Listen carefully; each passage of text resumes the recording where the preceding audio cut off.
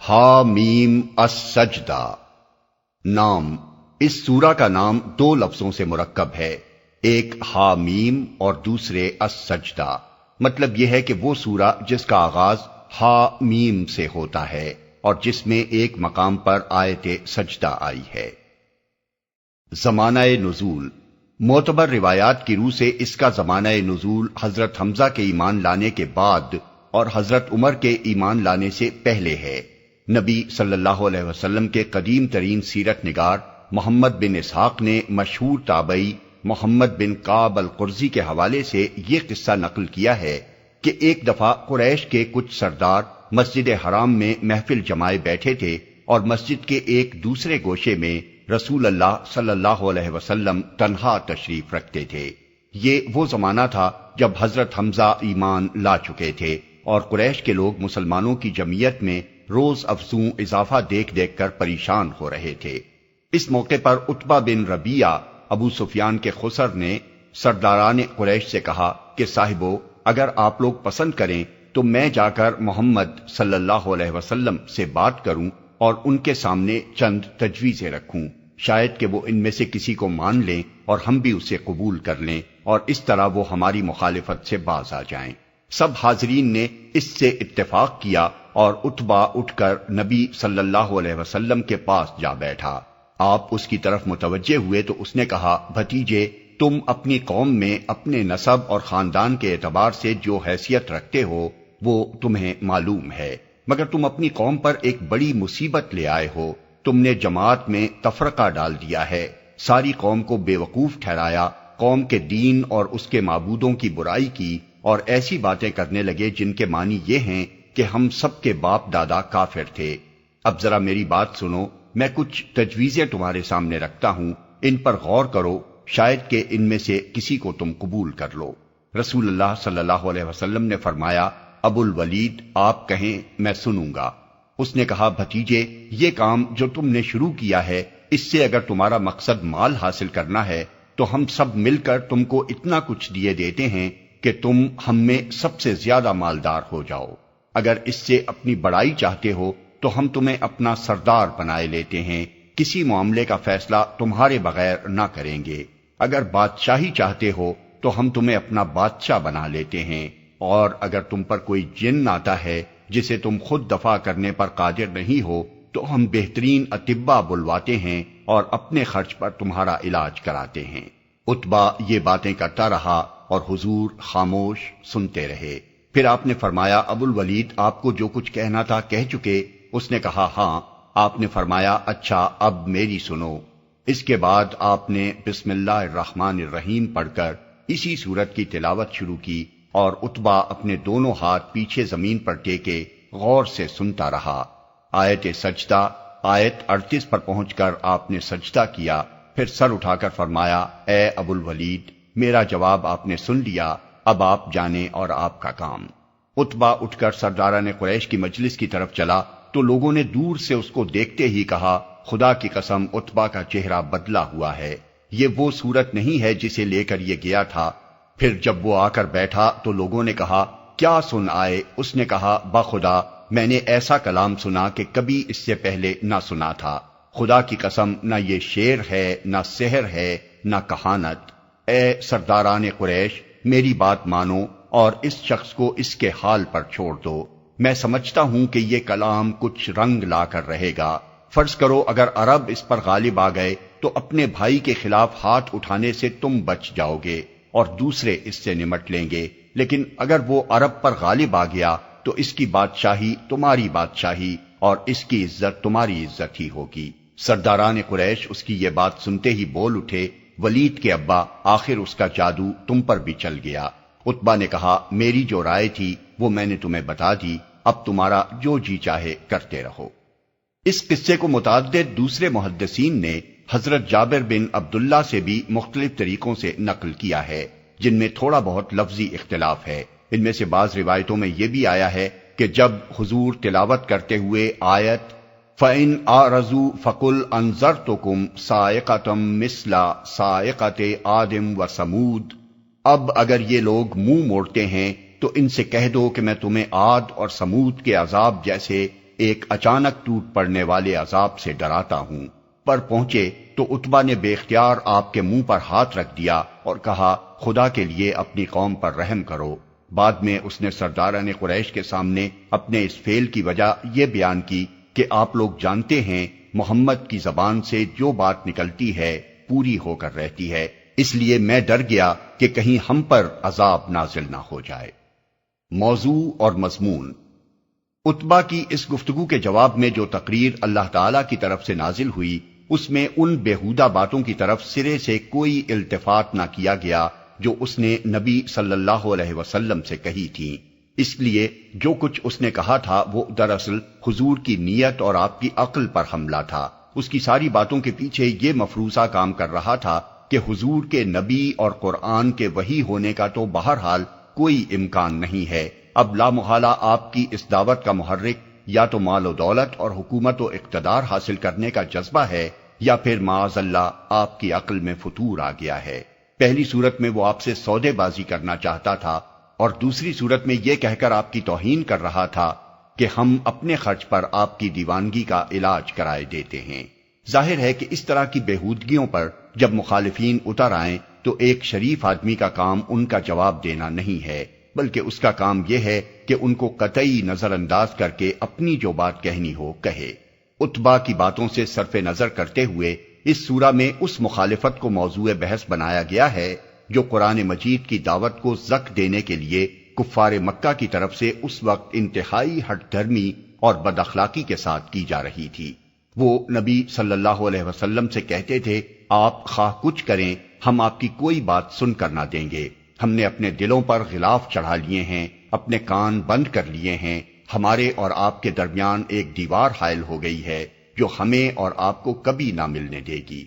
انہوں نے آپ کو صاف صاف نوٹس دے دیا تھا کہ آپ اپنی اس دعوت کا کام جاری رکھیے، ہم آپ کی مخالفت میں جو کچھ ہم سے ہو سکے گا کریں گے۔ انہوں نے آپ کو زک دینے کے لیے کام کا یہ نقشہ بنایا تھا کہ جب بھی آپ یا آپ کے پیروں میں سے کوئی عام لوگوں کو قرآن سنانے کی کوشش کرے، فوراً ہنگامہ برپا کر دیا جائے اور اتنا شور مچایا جائے کہ کان پڑی آواز سنائی نہ دے۔ وہ پوری سرگرمی کے ساتھ اس کام میں لگے ہوئے تھے کہ قرآن مجید کی آیات کو الٹے معنی پہنا کر عوام میں طرح طرح کی غلط فہمیاں پھیلائیں۔ بات کچھ کہی جاتی تھی اور وہ اسے بناتے کچھ تھے، سیدھی بات میں سے ٹیڑھ نکالتے تھے، سیاق و سباق سے الگ کر کے کوئی لفظ کہیں سے اور کوئی فقرہ کہیں سے لے اڑتے اور اس کے ساتھ اپنی طرف سے چار باتیں ملا کر نئے نئے مضامین پیدا کرتے تھے تاکہ قرآن اور اس کے پیش کرنے والے رسول کے متعلق لوگوں کی رائے خراب کی جائے۔ عجیب عجیب قسم کے اعتراضات جڑتے تھے جن کا ایک نمونہ اس سورہ میں پیش کیا گیا ہے۔ کہتے تھے کہ ایک عرب اگر عربی زبان میں کوئی کلام سناتا ہے تو اس میں معجزے کی کیا بات ہوئی؟ عربی تو اس کی مادری زبان ہے، اپنی مادری زبان میں جس کا جی چاہے ایک کلام تصنیف کر لے اور دعویٰ کر دے کہ وہ اس پر خدا کی طرف سے نازل ہوا ہے۔ معجزہ تو جب ہوتا کہ یہ شخص کسی دوسری زبان میں جسے یہ نہیں جانتا یکا یک اٹھ کر ایک فصیح و بلیغ تقریر کر ڈالتا، تب یہ سمجھا جا سکتا تھا کہ یہ اس کا اپنا کلام نہیں ہے بلکہ اوپر کہیں سے اس پر نازل ہو رہا ہے۔ اس اندھی اور بحری مخالفت کے جواب میں جو کچھ فرمایا گیا ہے اس کا ماحصل یہ ہے: ایک، یہ خدا ہی کا نازل کردہ کلام ہے اور عربی زبان ہی میں ہے۔ جو حقیقتیں اس میں صاف صاف کھول کر بیان کی گئی ہیں، جاہل لوگ ان کے اندر علم کی کوئی روشنی نہیں پاتے، مگر سمجھ بوجھ رکھنے والے اس روشنی کو دیکھ بھی رہے ہیں اور اس سے فائدہ بھی اٹھا رہے ہیں۔ یہ تو خدا کی رحمت ہے کہ اس نے انسان کی رہنمائی کے لیے یہ کلام نازل کیا۔ کوئی اسے زحمت سمجھتا ہے تو یہ اس کی اپنی بد نصیبی ہے۔ خوشخبری ہے ان لوگوں کے لیے جو اس سے فائدہ اٹھائیں، اور ڈرنا چاہیے ان لوگوں کو جو اس سے منہ موڑ لیں۔ دو، تم نے اگر اپنے دلوں پر غلاف چڑھا لیے ہیں اور اپنے کان بہرے کر لیے ہیں تو نبی کے سپرد یہ کام نہیں کیا گیا ہے کہ جو نہیں سننا چاہتا اسے سنائے اور جو نہیں سمجھنا چاہتا اس کے دل پر زبردستی اپنی بات اتارے۔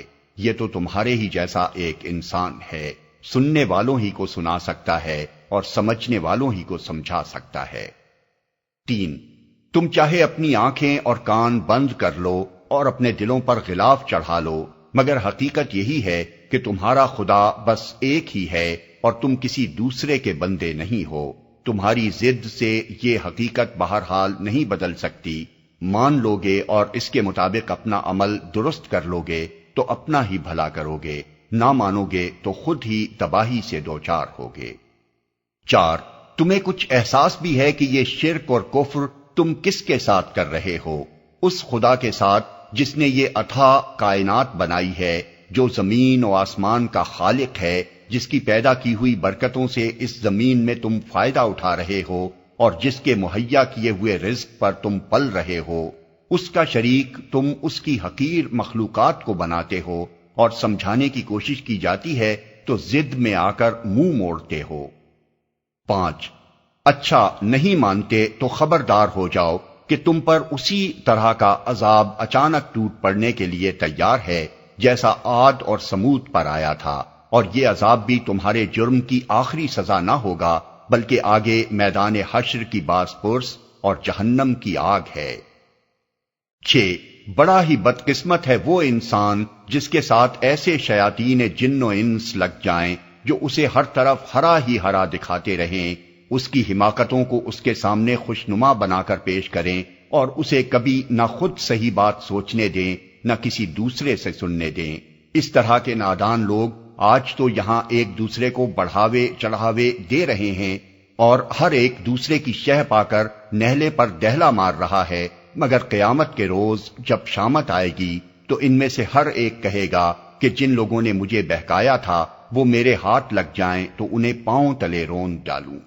7، یہ قرآن ایک اٹل کتاب ہے، اسے تم اپنی گھٹیا چالوں اور اپنے جھوٹ کے ہتھیاروں سے شکست نہیں دے سکتے۔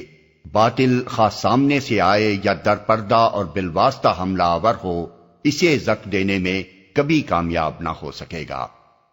8، آج تمہاری اپنی زبان میں یہ قرآن پیش کیا جا رہا ہے تاکہ تم اسے سمجھ سکو تو تم کہتے ہو کہ یہ کسی عجمی زبان میں آنا چاہیے تھا، لیکن اگر ہم تمہاری ہدایت کے لیے عجمی زبان میں اسے بھیجتے تو تم ہی لوگ کہتے کہ یہ بھی عجیب مذاق ہے، عرب قوم کی ہدایت کے لیے عجمی زبان میں کلام فرمایا جا رہا ہے جسے یہاں کوئی نہیں سمجھتا۔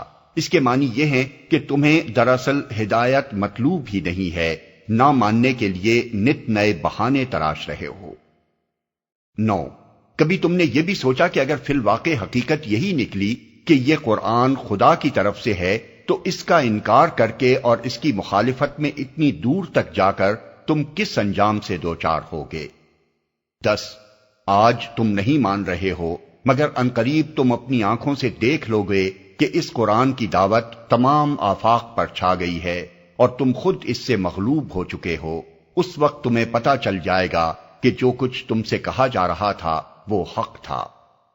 مخالفین کو یہ جوابات دینے کے ساتھ ان مسائل کی طرف بھی توجہ فرمائی گئی ہے جو اس شدید مزاحمت کے ماحول میں اہل ایمان کو اور خود نبی صلی اللہ علیہ وسلم کو درپیش تھے۔ ایمان لانے والوں کے لیے اس وقت تبلیغ کرنا تو درکنار، ایمان کے راستے پر قائم رہنا بھی سخت دشوار ہو رہا تھا، اور ہر اس شخص کی جان عذاب میں آ جاتی تھی جس کے متعلق یہ ظاہر ہو جاتا تھا کہ وہ مسلمان ہو گیا ہے۔ دشمنوں کی خوفناک جتھا بندی اور ہر طرف چھائی ہوئی طاقت کے مقابلے میں وہ اپنے آپ کو بالکل بے بس اور بے یار و مددگار محسوس کر رہے تھے۔ اس حالت میں اول تو یہ کہہ کر ان کی ہمت بندھائی گئی کہ تم حقیقت میں بے یار و مددگار نہیں ہو، بلکہ جو شخص بھی ایک دفعہ خدا کو اپنا رب مان کر اس عقیدے اور مسلک پر مضبوطی کے ساتھ جم جاتا ہے، خدا کے فرشتے اس پر نازل ہوتے ہیں اور دنیا سے لے کر آخرت تک اس کا ساتھ دیتے ہیں۔ پھر یہ فرما کر ان کا حوصلہ بڑھایا گیا کہ بہترین ہے وہ انسان جو خود نیک عمل کرے، دوسروں کو خدا کی طرف بلائے اور ڈٹ کر کہے کہ میں مسلمان ہوں۔ نبی صلی اللہ علیہ وسلم کے سامنے اس وقت جو سوال سخت پریشان کن بنا ہوا تھا وہ یہ تھا کہ جب اس دعوت کی راہ میں ایسے سنگ گراں حائل ہیں تو ان چٹانوں سے تبلیغ کا راستہ آخر کیسے نکالا جائے؟ اس سوال کا حل آپ کو یہ بتایا گیا کہ یہ نمائشی چٹانیں بظاہر بڑی سخت نظر آتی ہیں، مگر اخلاق حسنہ کا ہتھیار وہ ہتھیار ہے جو انہیں توڑ کر اور پگھلا کر رکھ دے گا۔ صبر کے ساتھ اس سے کام لو، اور جب کبھی شیطان اشتعال دلا کر کسی دوسرے ہتھیار سے کام لینے پر اکسائے تو خدا سے پناہ مانگو۔